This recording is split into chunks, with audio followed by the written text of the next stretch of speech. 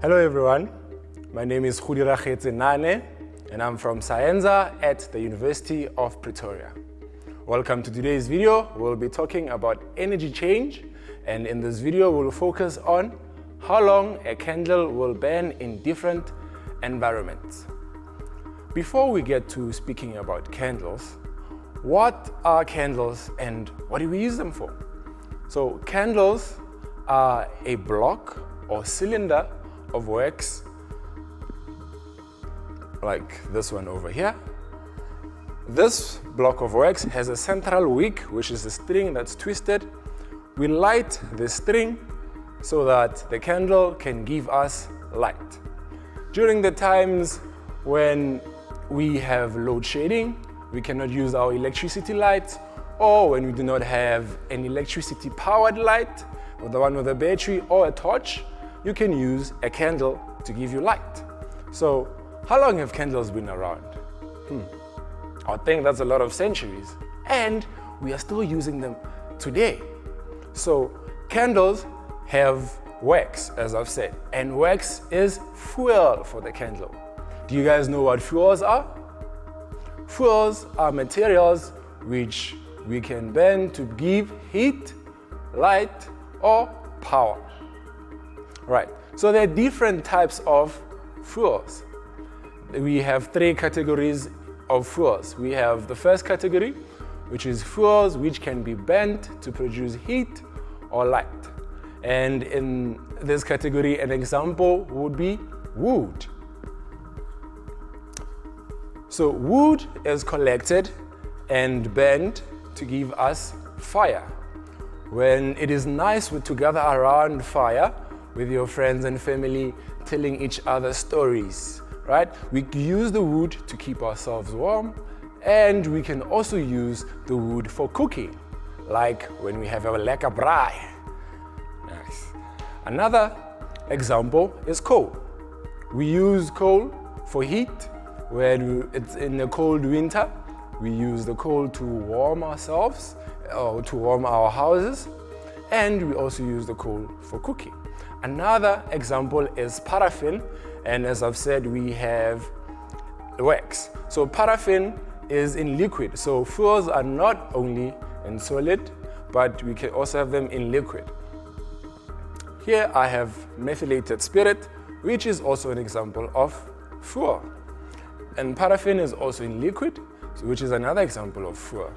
We also have fuels that are in gaseous state. So this is like the gas tank, which we can use. We use it at home for heating ourselves when we have our gas heaters, and for cooking when we use the gas stoves. So another type of fuel, or the second category of fuel, is food. Yes, food is fuel for our bodies. Our bodies need energy so that we are able to walk, run, jump, and do homeworks. So we get the energy from food. So that way, the food is fuel.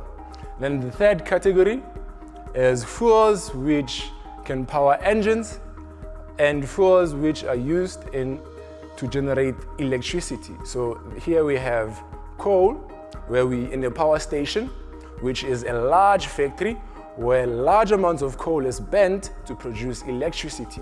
So coal can be used in power stations. And fuels, the liquid fuels that we have, our oils, we use it in our cars or in trucks to make them go forward. Fire is a nice thing, and it has benefits to us, but it is also dangerous. So therefore, it is very important that we are careful when handling fire or when dealing with fire. I'm going to show you different pictures, and in these pictures you must tell me what is wrong with this picture. So we have the first one. Yes, in the first one we see that someone is lighting a fire on top of a carpet. This is very dangerous because the carpet is flammable.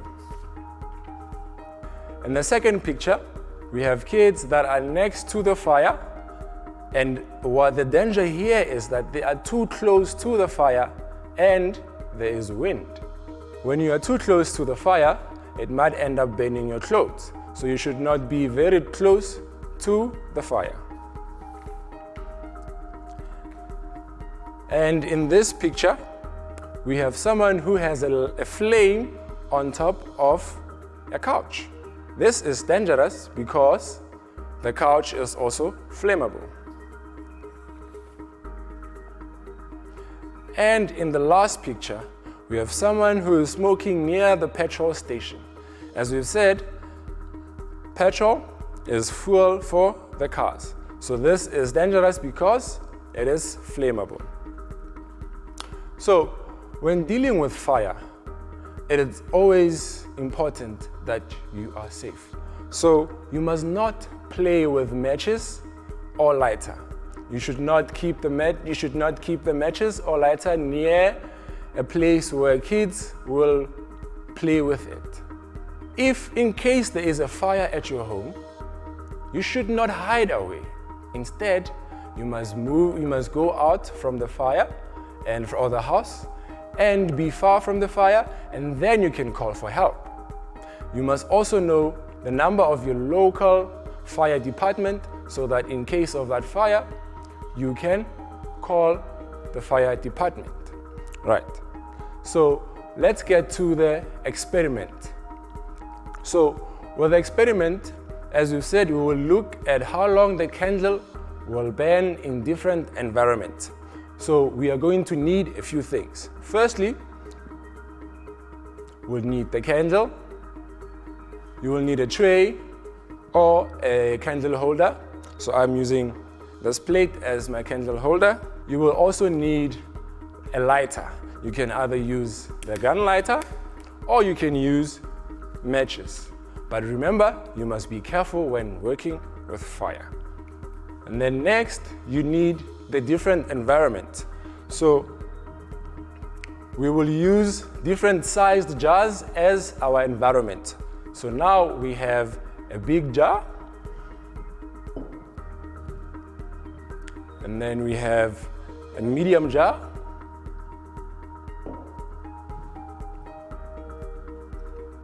and then we have a small jar, which some of you know it as a glass. To conduct the experiment, I will first put on the candle on the tray. And then, using the different sized jars, I will then close when the flame is on. So I want you to think in terms of these different sizes, which one of this would the candle burn the longest? I think it's going to be the big jar. Let's see if that is correct. So we are going to also have a timer. So now we are going to start with the experiment. I will go from the smallest to the medium one and then the big one. Right. Then I will start the timer, and then all of us will see how long it takes the candle to die out inside the container. So I'll start by putting on the flame. Remember to be careful, so step back from the flame.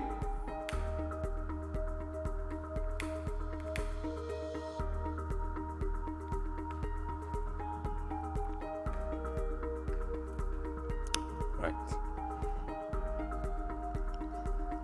I will start my timer after I've closed.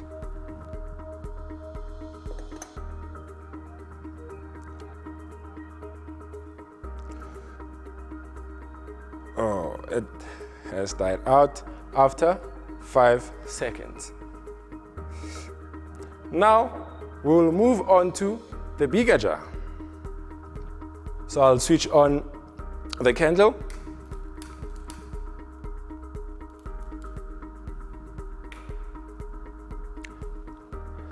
I will start the timer after I've put on the medium-sized jar.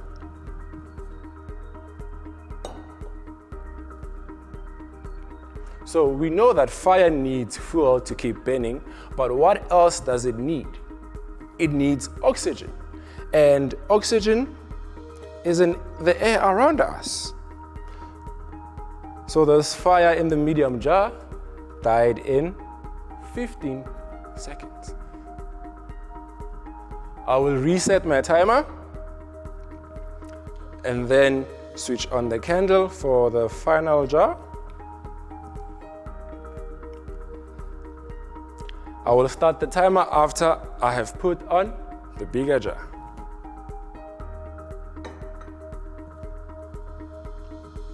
So as we have seen, in the first jar it took 5 seconds, in the medium jar it took 15 seconds, and we will see how long it takes in the large jar. So we know that oxygen is in the air around us. So even inside the cup, there was oxygen. So fire needs oxygen. So when we are closing off the fire, the flame, the candle inside the tray, we are depriving it of oxygen.